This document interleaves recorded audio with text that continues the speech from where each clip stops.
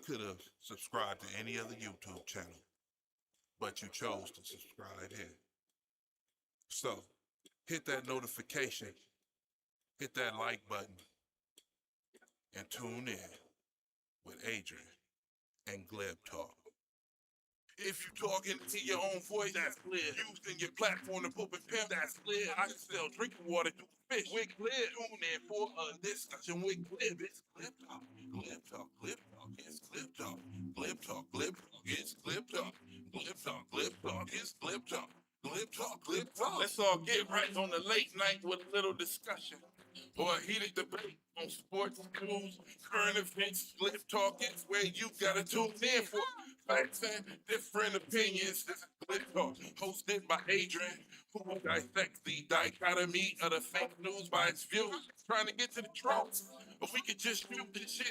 Y'all frozen ears, that's why the chat stay lit. In the live stream with everyone clowns let off a little steam. So go ahead and smash the like button. You can subscribe to the page, turn on the notification for the live stream, and upload updates. Talking to your own voice, that's clear. Using your platform. Mic check, mic check. Let's see if this thing is working. We're clear. Tune in for a discussion with Gleb. It's Gleb Talk. Gleb Talk. Gleb Talk. It's Gleb Talk. Gleb Talk. Gleb Talk. It's Gleb Talk. Gleb Talk. Gleb Talk. It's Gleb Talk. Gleb Talk. Gleb Talk. Hope you enjoyed tonight's show. If you are a first-time viewer, go ahead and hit that subscribe button. And then everyone who enjoyed it, go ahead and hit that smash that, matter of fact, smash that like button and turn on them notifications. So I don't like how this song is sounding right now. I'm gonna turn the shit off. this Gleb Talk. Thank you for clicking on the play button. I appreciate it. I gotta shoot a special shout out. Dude, my nigga, Nate, for the track. Good looking. I am Bizzle Kong. We are in trouble, people. We are in serious trouble.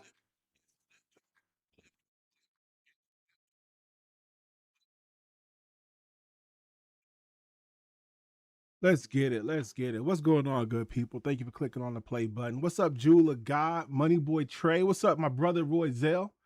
Hey, Mr. Net Banks, he one of the originals from way, way, way back in the day.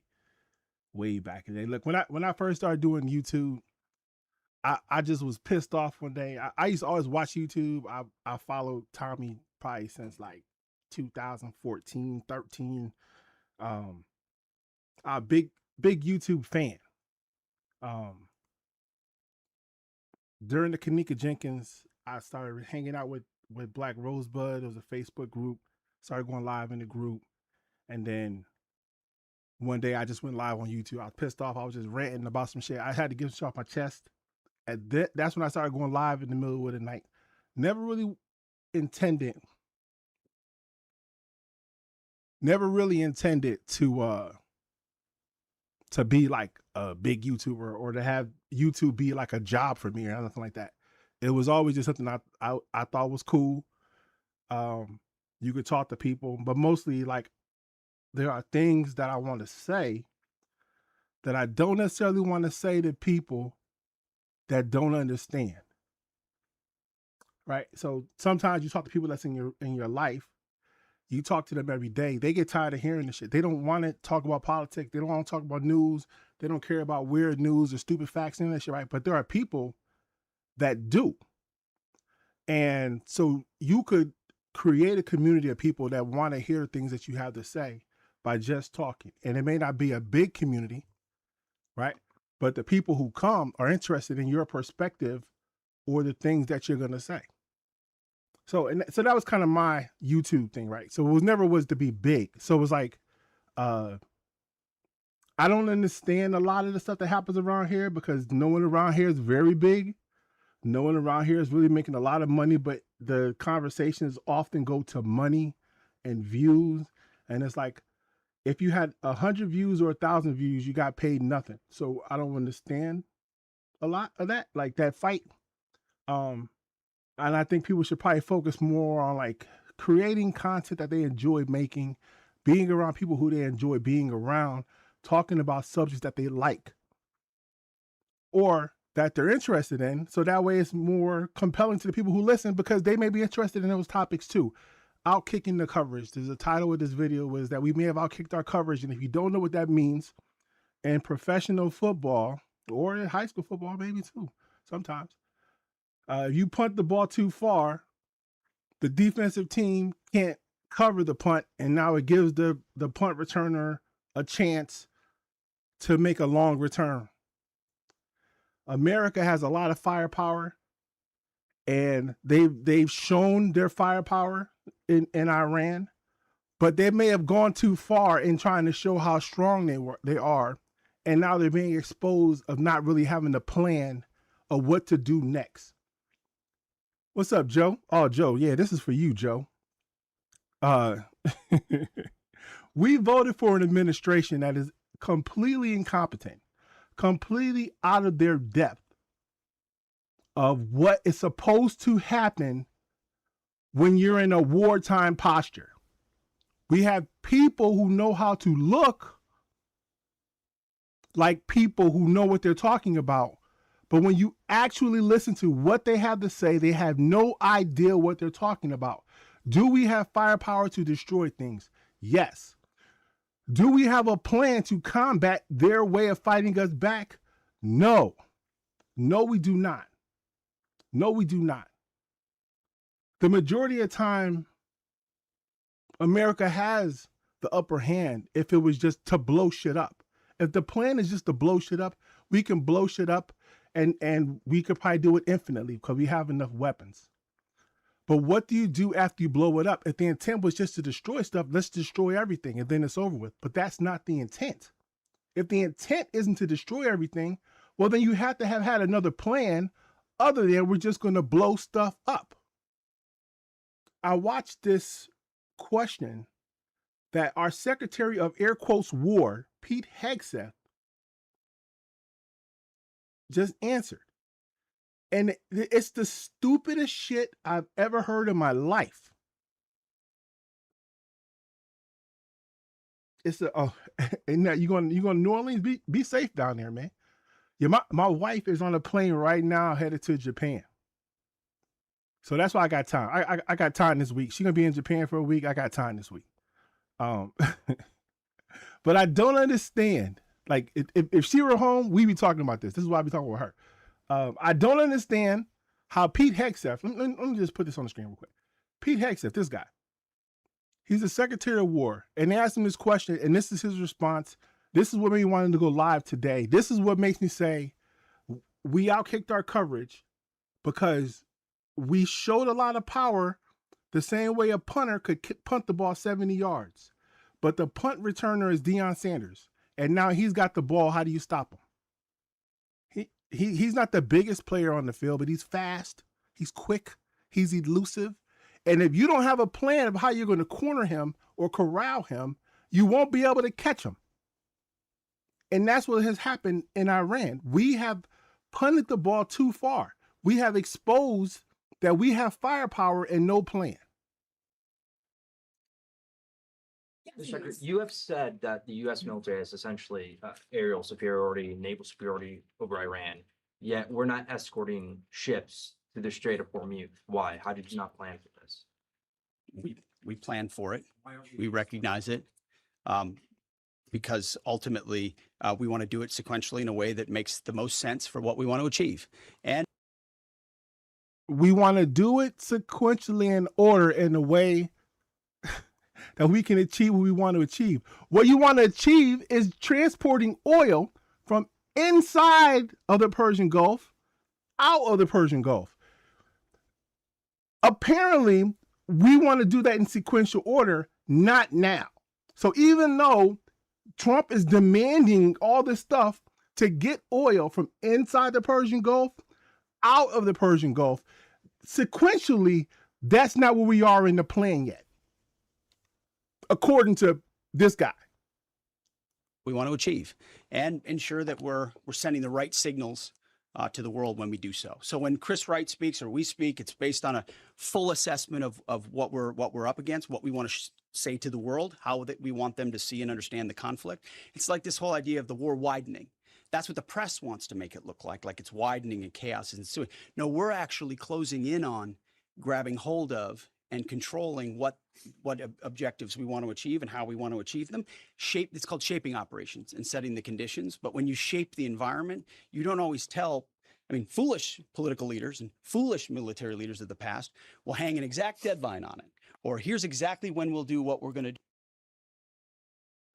So the other people are foolish. The ones who came up with plans on how they want to accomplish their goals prior to starting the goals, the ones who said, hey, listen, this is our objective.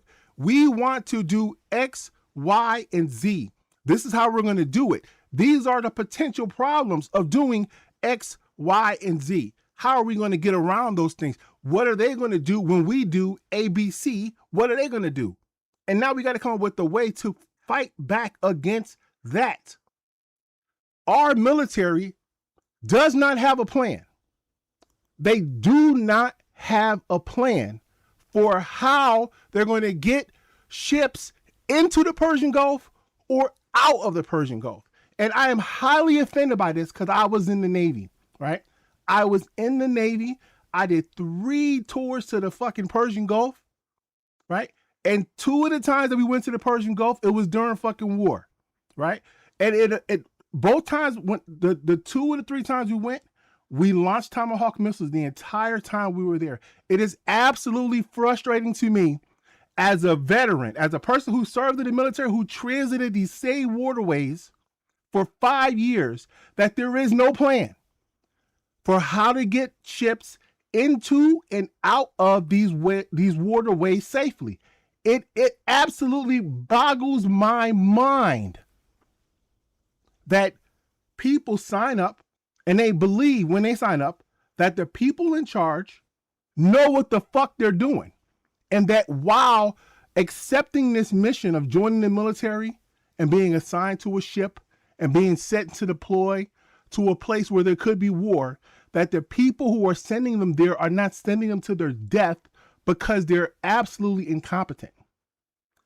Joe Barron says, and I'm not going to argue with Joe because I know Joe is a Trump supporter and they will defend the stupidity no matter what. But I was prepared for this because I know that most people don't know because they've never been. Most people don't know because they've never been, but I have.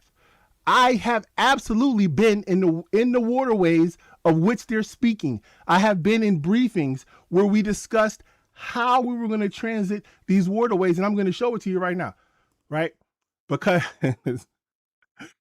I know for a fact that when I was in the Navy, I was on the USS Leyte Gulf CG-55. You can look it up. We went to the Persian Gulf. We left the week after 9/11. The 9/19, I believe, was the date that we deployed. Right after 9/11, my ship went to New York to secure the New York harbor on 9/11. This is something I am thoroughly informed on. There's a lot of topics that I bullshit about. This is one that I absolutely understand completely. In order to get to this area of the earth, you have to transit through the Suez Canal. You have to go through the Red Sea. You have to come around Yemen, another hot spot for death, right? Coming around this corner here. And if you know anything about the coal, I don't have to explain it. But if you don't, you could just Google it. You just Google the coal and you'll understand what happened to the coal, and you'll understand how ships are in harm's way all the time. And that there's a way to avoid it. And the coal was a way that the military, our government said, well, let's just see if something will happen. Well, something did happen to the coal. You can look it up if you want to. If you don't remember, if you're too young to remember. After you transit through this fucking hellhole and you come around, you have to transit through this strait, right? So after you've gone through all this danger, you have to come around here. And the problem is that Iran controls this waterway. They absolutely can. And in 1999, we were not attacking Iran. We were not. But I was a sonar technician. And as a sonar technician, part of your job is mind warfare. Absolutely part of our briefings daily. We discussed mines in the water, in this waterway, daily. They discussed how. They discussed all the different departments and what their impact was and how they were going to support it. Fast forward to today. Our military, number one, has removed all of the mine warfare ships out of the Persian Gulf. There are none. Why they removed them all? The question you have to give to Pete Hegseth, right? But I know in 1999, when I was there, they said, man, there's always mines. You got to be careful. We're going to use sonar. We're going to use active sonar. We're going to use zigzag patterns. We're going to go with this. Like, there was a strategy on how to get in there without fucking being blown up. And it appears as if we don't have a strategy no more because the mine ships are gone. So now they don't have the ability to use these mine warfare ships, minesweepers, to detect mines or to clear a path for other ships to transit through. This has nothing to do with drones. It has nothing to do with drones. Whatever the enemy has is what the enemy has. It's about not being prepared for what the enemy has. That's the whole point. It doesn't matter if they had fucking nuclear weapons or damn spacecraft. If that's what they had, then that's what you would have to be prepared for. They know that Iran has drones. They should be prepared for it, but they're not. But I'm not talking about the drones. I'm talking about the shit that I actually know about. Mine warfare. I'm talking about the mines. And I'm talking about the people in charge that have no idea what they're talking about. This is a very simple question. Why were you not prepared for the fact that they're going to use mines? I knew they used mines in 1999 because on the ship that I was on in 1999, they said, hey, these guys got mines. We've got to come up with a plan. Okay. I'm not going to argue with Joe. If you don't believe what I just said about minesweepers, please Google the location of minesweepers. There's an article I read last week that the two minesweepers, the last two that were in the Persian Gulf stationed by Iran, landed in Philadelphia last week at the shipyards. You don't believe me? You can fucking look it up. But I don't listen to Joe because Joe has no idea what he's talking about. Joe is a Trump supporter who wants to support Trump. And God bless him, is good for him. But he's absolutely wrong on this one. Absolutely wrong. If there were minesweepers in the Persian Gulf, Joe, then they wouldn't say there are no minesweepers in the Persian Gulf. And anyone who doesn't believe me, just type it into Google. Don't listen to me. Don't believe anything I'm saying. Type it into Google and see what you find. You tell me if there's a minesweeper in the Persian Gulf right now. You tell me if they're there. I know they're not. I've already read this information. I was offended by the fact that they said we're going to send a carrier battle group into this area, and they're so ill prepared for what's going to happen that they send the carrier battle group away from the area. Wait a minute, wait. We sent the battle group there. We sent the battle group there to defend ships, and then when they got there, they realized these ships can't defend those ships. They cannot. Okay, Joe, where are they? Okay, Joe, you just Googled that. I got you. Where on Earth, where are those ships right now? Just, so everyone can know that I'm not making this up. I'm glad you looked that up. Where on Earth are those ships right now? I know for a fact they are not in the Persian Gulf. There are two of them that were, I'm not even going to say, let's let Joe tell us because Joe knows the answer because I'm ill-informed. So Joe will tell us where two of those ships are right now. No, they are not in the Strait of Hormuz. They are not. They're absolutely not. But you know what I'm saying? Listen, one of the things that the Trump administration is going to fix for us, they are going to make it so that way the truth bends to the reality they want it to be. They are going to bend the reality that we all exist in to the one that they want to put on us. Whether it's the truth or not, the truth doesn't matter. Thank you, Joe. That's that is a fact. But what you didn't say is where they are on Earth right now.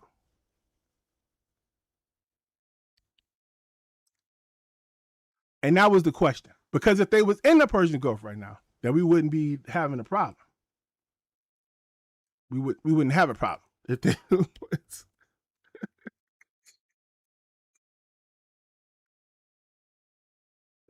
Man. Oh man.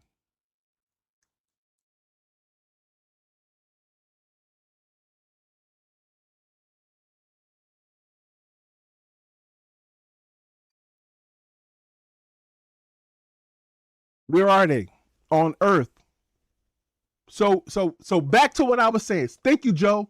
Thank you, Joe. I appreciate you. Back to what I was saying. Joe's not going to tell us the honest answer, so it doesn't matter. What my point is this. We don't have a plan, because if we had, let's just say we had a plan, right? And we said, no, we're going to attack. We're going to attack Iran. And we know that Iran uses mines. We know that if we attack Iran, they're going to cut off the Strait of Hormuz. They did this. They said they were going to do it during the 12-day war. They've done this in the past, and they're probably going to do it in the future. They would have said, before we start blowing up shit, let's put our stuff in position, like how they prepared for the attack by positioning an aircraft carrier, like how they prepared for the attack by moving a battle group, right?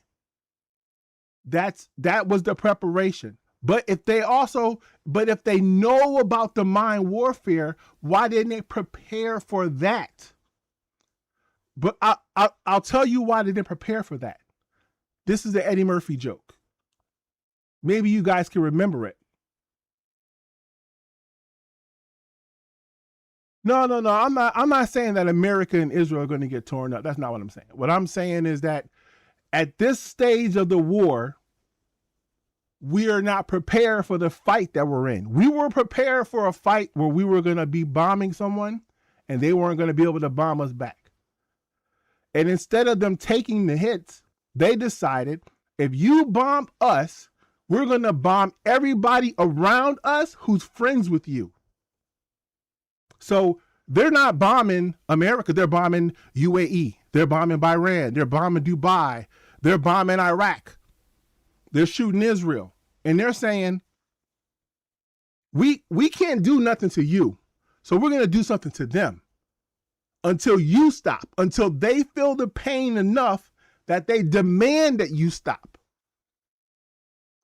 I think we're on that path, Ajayi 1005. I think we are on that path to a new Vietnam. Because if we put boots in the ground, I don't know how it ends. How fast you think that we get through that?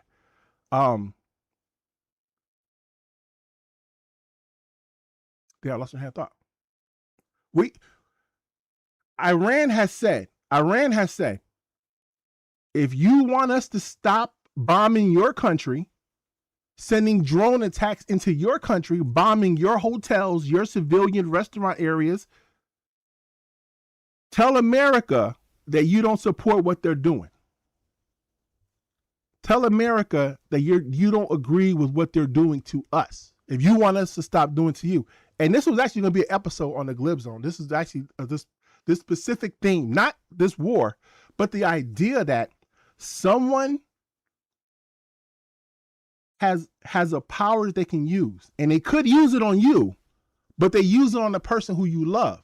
Would you stop doing what you were doing if the person didn't punish you? They punished someone else, and you can stop the punishment. All you got to do is stop doing what you're doing, but you don't feel none of the pain. The pain is being felt by someone external to you. That's what's happening right now in Iran. And America could stop the pain for those countries by saying, you know what, we've bombed enough. But they didn't. They won't, because they put out the terms. It had to be an unconditional surrender. Well, Iran said we're not going to surrender. So now what you do? And Iran is winning not because they have more firepower, but because they're creating terror. They're creating chaos. They can't beat America. They cannot win a war against America. America has too much firepower. We can destroy them whenever we want. We can remove that country from Earth whenever we want. But that's not the goal. The goal is to get the oil. We want the fucking oil, man. We want the oil. And because we want the oil, we can't destroy it. So that means you can't win. How do you win? How do you win? How do you win this fight? But the point of the video isn't even about the fight. The point of the video was about going into war without being prepared, expecting the other person to fold. Listen to this. Now, black people from New York have this trick we use on white people. It works. Even if you can't fight, you have to act like you can fight, because that gets you out of a lot of fights. It works. If you have some problem tomorrow, walk up to a white dude tomorrow and step on his foot. And he says, hey, you got a problem? You go, yeah, motherfucker, I got a problem.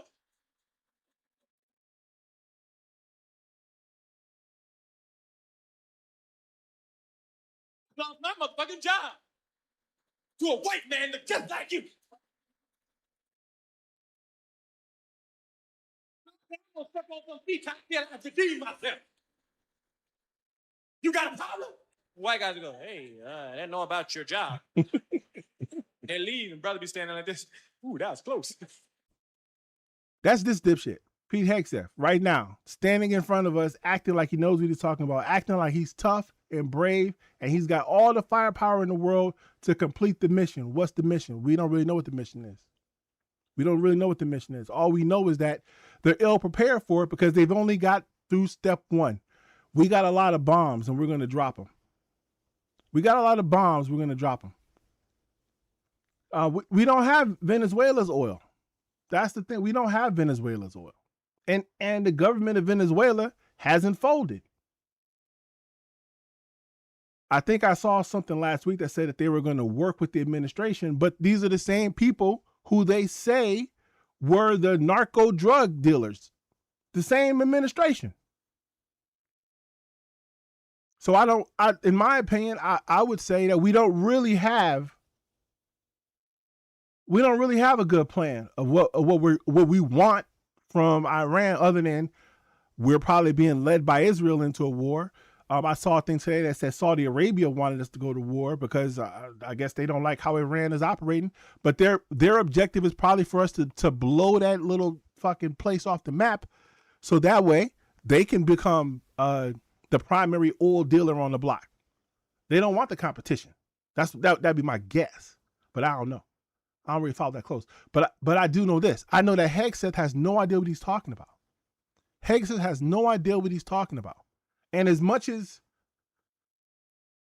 I want to say, like, I have confidence that the people who are at the lowest levels are being led by people that understand what's going on and will keep them safe and out of harm's way, I have no faith that the administration is not directing these people to their deaths because they have no plan. They have no plan. Someone else has to be looking at the whole picture, the big picture, how this all supposed to come together. And I 100% believe that there is no plan or idea from these people of how to combat the war that they are in now. In January, the 4 Avenger vessels were sent back to the U.S. for scrapping. Their replacements are counter-mine modules, such as underwater drones and towed sensors equipped in littoral combat ships. Thank you, Joe. Joe, listen, I was a sonar technician in the Navy, dog. Like, this is absolutely what I did.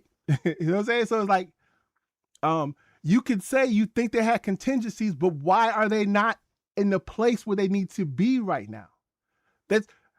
I understand that the Navy has the ability to find mines, to create a safe passageway for ships so that they don't go through mines. But the reason why no ships are transiting through the Straits of Hormuz right now is because they don't know where the mines are. They don't know if there are mines there. The reason why they don't have a way to effectively know if they're there is because they don't have minesweepers or any minesweeping capability there to protect the ships. So they've told the ships, transit at your own risk because we can't protect you. We are not sending our ships through there.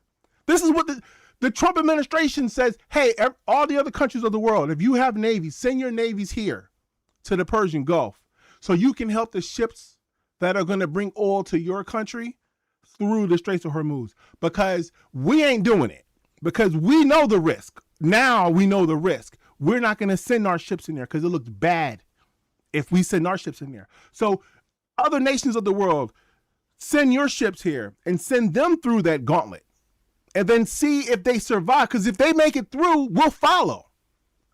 If they make it through, we'll follow. But we're not going first because there's maybe mines there and we don't have the capacity right now to determine whether there are mines there. Joe, they told us 2 days ago that they destroyed their entire Navy.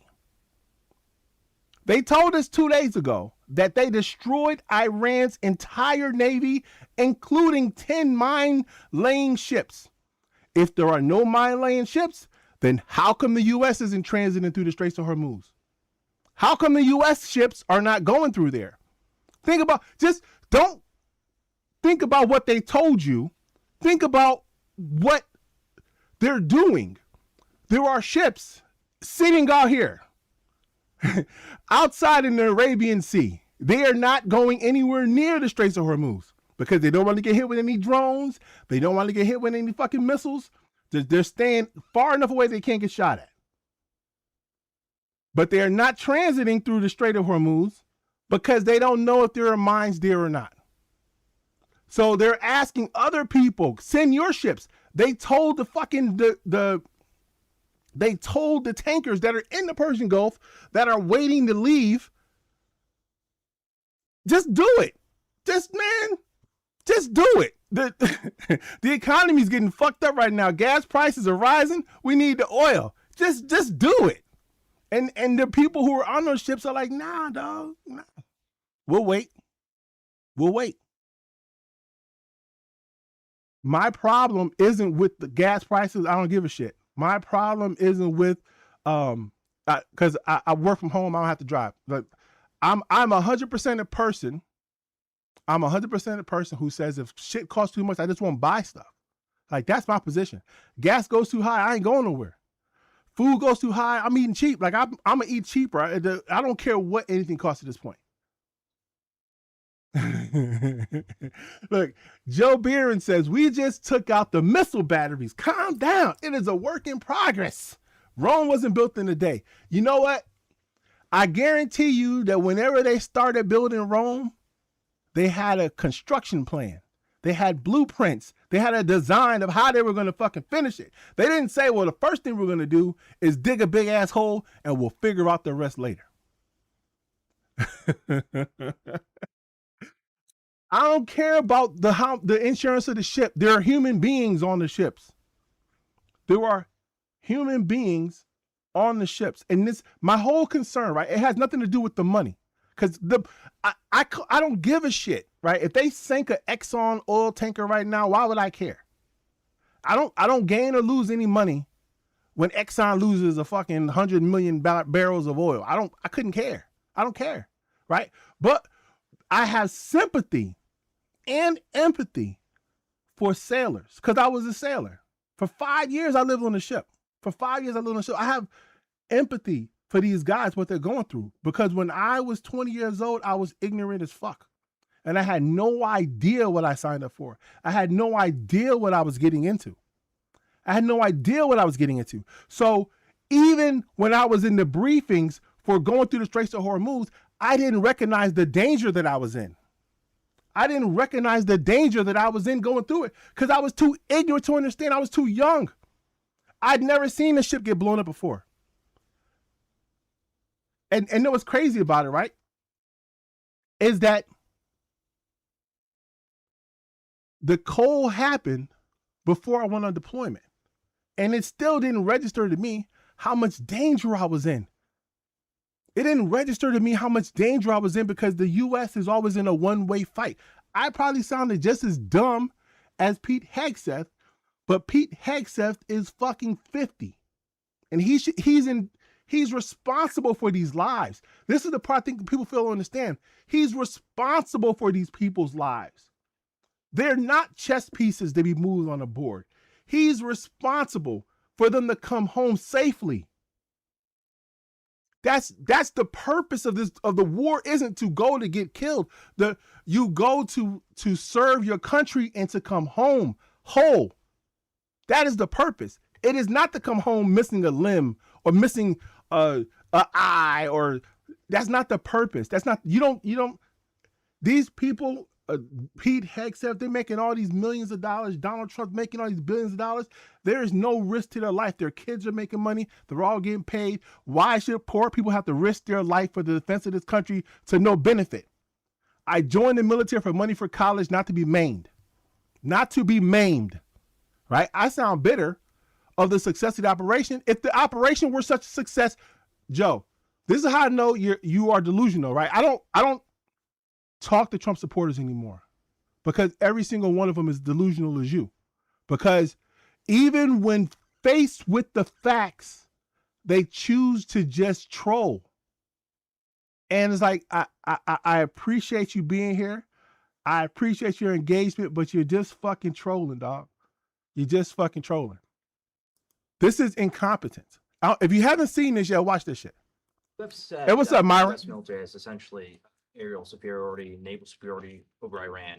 Yet we're not escorting ships to the Strait of Hormuz. Why? How did you not plan for this? We plan for it.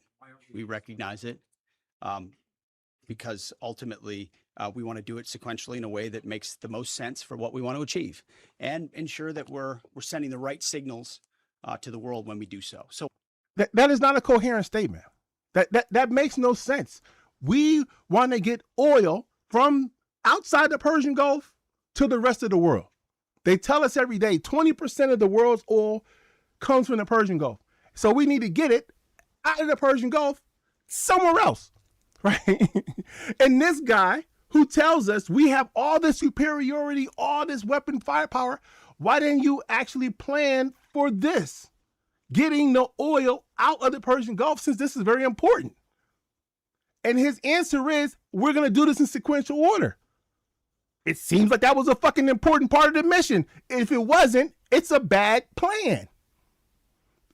Or in my opinion, I would say, no plan. Oh, hey, what's up, D? I didn't say what's up to you. I seen you in the chat, but this damn Joe, man. You know, I started arguing with this guy.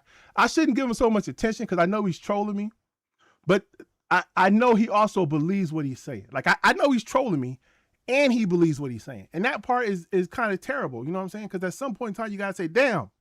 Like, our team, as much as we keep saying we're winning, we're not. Right? Like, have we blown up a lot of stuff in Iran? Yes. But what was the reason for going to war with Iran? What was the reason? Why? If you ask 3 people in the administration, you will get 3 different answers. And the party of no more wars, no new wars is now saying, watch what we're going to do in Cuba. You wait until we get our hands on this place or that place, because they're not the party of no new wars. They're the party of wars. You know why you know they're the party of wars?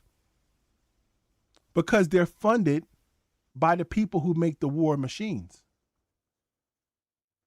They're funded by the people that make the war machines. And unfortunately, when we launch missiles, we got to buy missiles. So it looks like those guys are back in business. You say Joe gives a different perspective. You know what? Joe has a different perspective. I don't like arguing with reality. Like, it'd be one thing if someone said, hey, let's look at the war from a different perspective. Maybe the intent wasn't to, or maybe the intent was to prevent oil from coming out of the Persian Gulf to help other people, or for whatever the fuck the reason would be, right? Whatever the reason would be to not have oil flow from the Persian Gulf.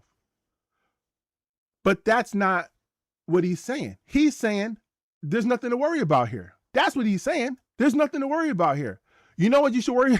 Listen, Iran is able to deliver their oil to their customers. They're sending tankers. That island that we bombed is filling up oil tankers with oil, and they're transiting through the Strait of Hormuz because they got free passage. They ain't got nothing to worry about. If we carry our ships through there, we got something to worry about. And that's that is directly tied to lack of planning with the administration. And you would have a hard time convincing me otherwise, because I know there's a way to secure passage through the Straits of Hormuz. And we're probably going to see them do it within the next 7 to 10 days, because there are 2 LCS class ships en route. They were in Southeast Asia somewhere, and now they're coming to the Persian Gulf. Now, had they been in the Persian Gulf, they would have been able to do the job that needs to be done, so that way we can have safe passage. But because they're not there, we can't. And that is planning. That is the fault of the administration. And that was the point of my presentation today. It wasn't to say that I don't like America, right? Or that I want America to lose the war. It was to speak specifically about my experience in the Navy and how we dealt with this exact problem. But if you don't believe me, you can look at the USS Leyte Gulf, right? You can see where every ship has been, where they're at, and where they've been. You can look at USS Leyte Gulf 1999. You can look at exactly where I was. I think we was on station in the Persian Gulf for like 120 something days straight. Like we didn't hit no fucking ports. We were just launching fucking tomahawks every fucking night, right? So, but you can look up what I'm telling you. You can look up my resume, and you can read the news of what the news is telling you, because the news can't tell us every ship's movement, right? But the news said 2 days ago, there are 2 LCS class ships en route to the Persian Gulf, but they are not in the Persian Gulf, which means they were doing something else. They were on a different mission. Joe Barron annoys you so much. I don't even watch the news, Joe. I don't watch any news. And maybe that's my biggest problem, right? Is that I do not watch the news. I don't, because I don't want anyone to tell me anything. I don't turn on CNN ever. I don't watch Fox News, CNN, MSNBC. I don't watch any news. I don't listen to any commentary on news. I do not want commentary. This is commentary. Why would I listen to a person like me, who probably only knows half of the facts and not a lot of information, tell someone something, right? So I recognize my limitations, and I'm telling you, you don't believe what I'm telling you. You should read the actual news, right? You can go to, you can just type into Google right now. Just type into Google right now. Where are the ships on Earth? And it will take you to a .gov site where you can see where all the fucking ships are. They're not going to tell you like the exact GPS location, but you can know where they're all at. It's public. This shit isn't hidden, right? And so when Joe tells you, "Oh, we're prepared for this fucking mind warfare that's happening in these shallow waters of the Straits of Hormuz," you could say, "Well, how are they doing it? There's no ships in there. We don't have any ships with that capability over there." But don't believe me. I'm just telling you something, right? Believe it, don't believe it, don't matter. Just fucking look it up for yourself, right? And then say, damn, does this match what this guy said? Because Pete Hegseth says we're prepared. He says we're prepared. And it says, oh, if you're prepared, if you're prepared for what's happening, then why is this happening? If you're prepared for the fact that they're going to use mines in this area where they are known to use mines, then why are you not prepared? Where are your ships that help combat mine warfare? And the answer would be not there. The answer is they're not there. Unless Joe knows something different and wait for him to tell us.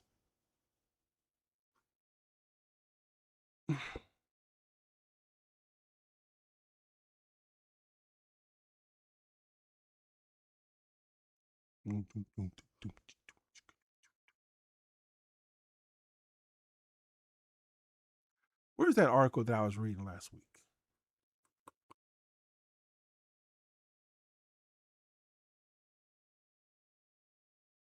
Just for shits and giggles, Joe. I'll just find the article.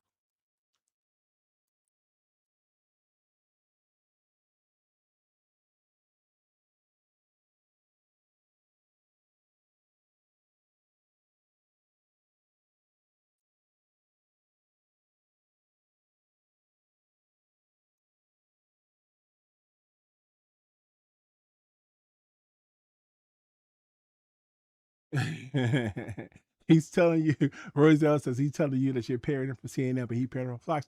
Listen, I wish I was parroting CNN. I don't watch it. Like I don't watch CNN. I really don't.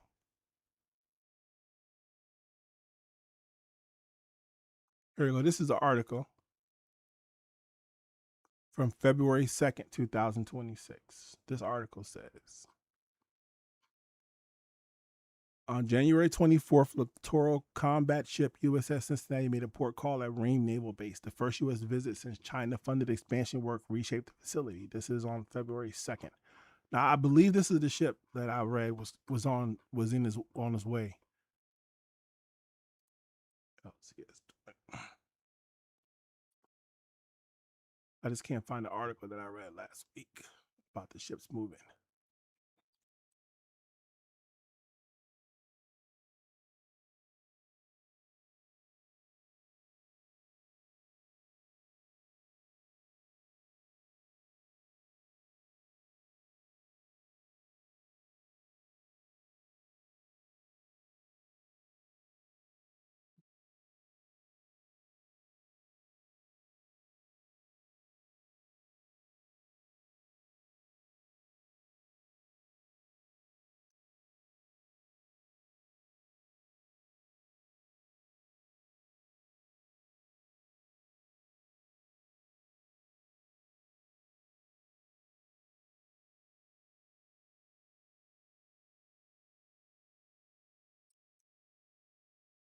I can't find that article. Well, I guess we're not going to find it today. Look, Joe, this is what I believe is going on at the cabinet meetings with Donald Trump, Pete Hegseth, J.D. Vance, and the rest of his merry men. Last time, I'm pretty sure what's killing the crops is this Brondo stuff. The Brondo's got what plants crave. It's got electrolytes. So wait a minute. What you're saying is that you want us to put water on the crops. Yes. Water. Like out the toilet? Well, I mean, it doesn't have to be out of the toilet, but yeah, that's the idea. But Brondo's got what plants crave. It's got electrolytes. Okay, look. The plants aren't growing, so I'm pretty sure that the Brondo's not working. Now, I'm no botanist, but I do know that if you put water on plants, they grow. Oh, well, I've never seen no plants grow out of no toilet. That's good. Sure, you ain't the smartest guy in the world. Yeah.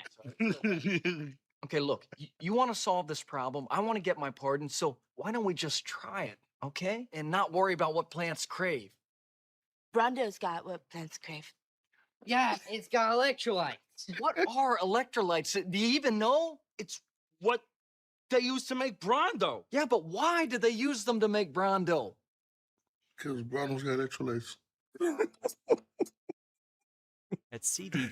We are in serious trouble. We are in serious trouble.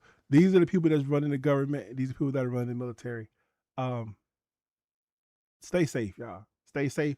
And listen, if like this damn video, share. Well, you don't gotta share this video because this video ain't about nothing really. I was just kind of ranting. I was a little annoyed. But look, hey, I got another story. I'm about to finish it up. It ain't about nothing either. Just some random news story that I was going through my phone list.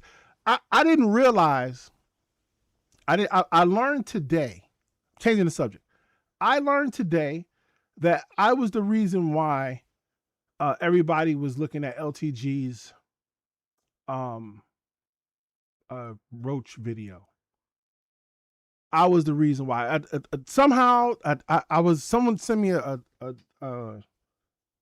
text message yesterday and said, "Oh man, they just mentioned you They just mentioned you saying that you were the one that caused the Roach video from some Photoshop thing you did. And I was like, man, what are you talking about? I listened to it and I was like, oh, that motherfucker John Frank. And I don't even know how he even had this conversation. I don't even know what he was talking about. I was going through my videos trying to find it this morning. I was like, I know I did that, but I don't even remember. It was like, it's such a, like a, most of the videos I make, I save them because I appreciate them. And I did that just because he asked me to, and I don't even know what I did with it. I'm pretty sure I deleted it almost immediately because it didn't mean nothing to me. But this is way back. I didn't know anybody around here. I just did them a favor. I didn't care. So yeah, I don't know. The timeline is so strange and weird around here. People are strange. But like I like doing these stories. The idea is that the stories are parables. They're not about a particular person. The idea is that as you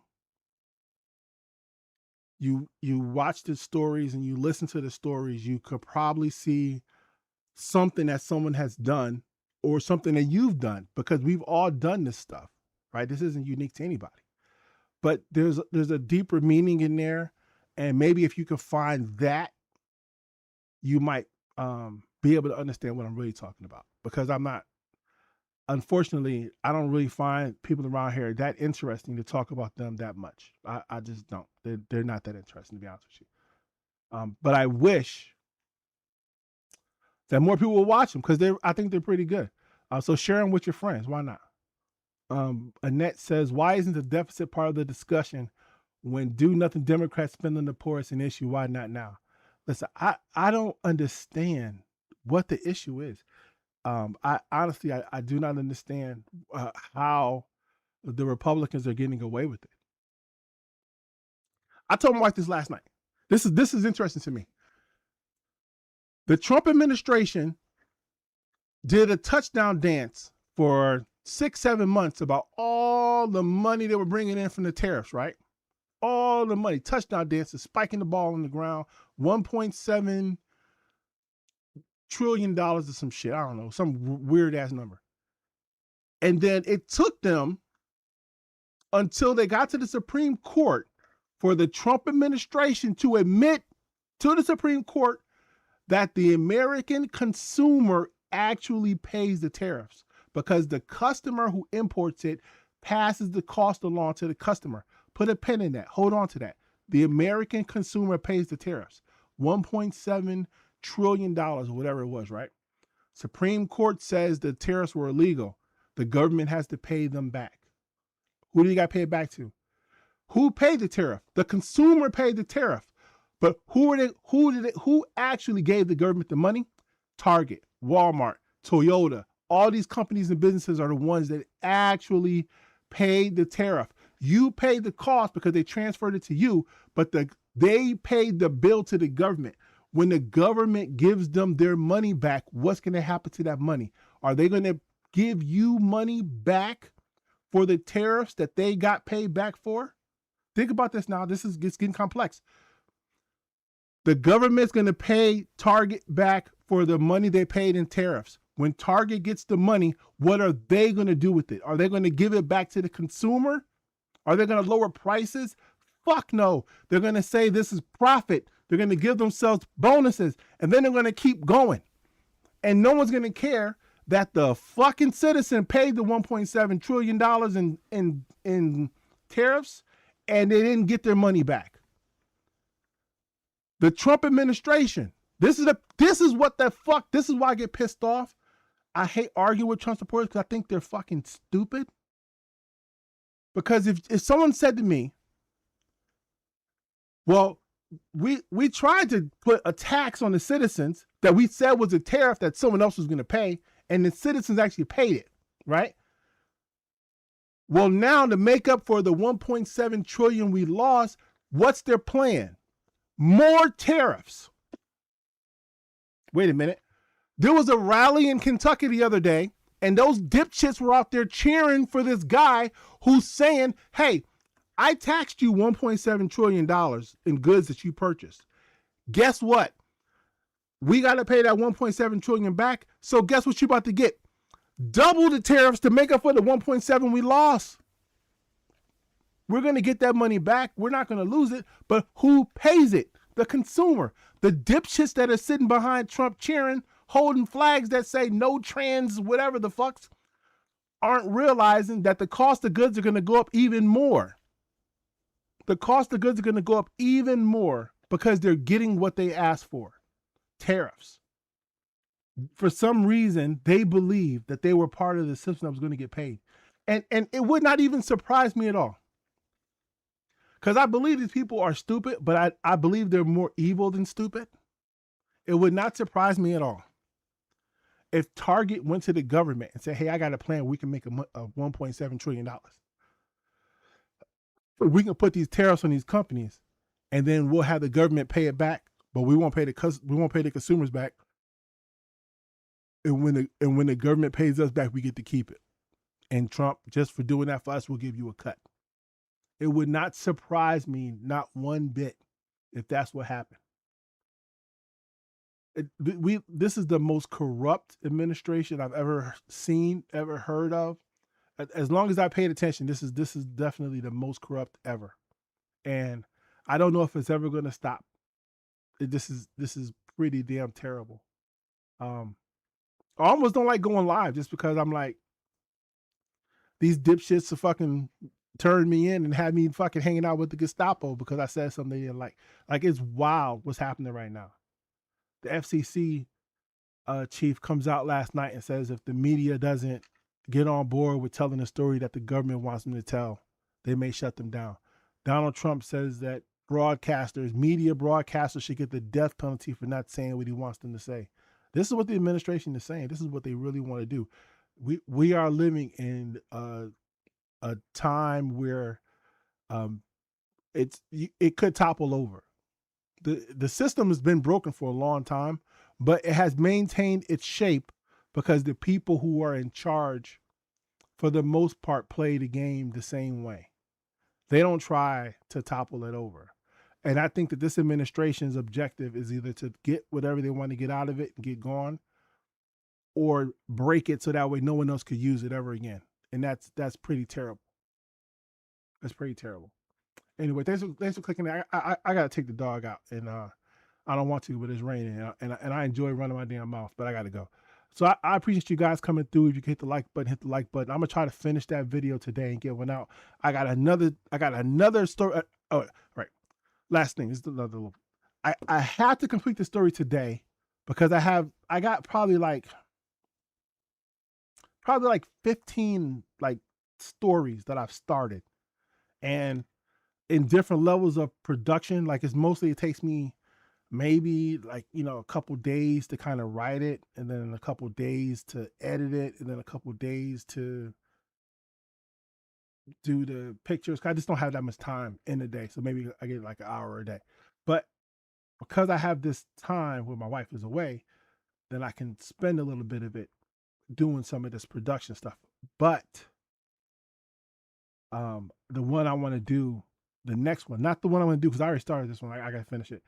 I'm going to finish it tonight, and then I have the one tomorrow. I think you're really going to like it. I'm going to try to have it ready by the morning. I'm going to do the voiceover tonight. I'm going to start working on the art for it tonight, and I'm going to try to put it together, edit it.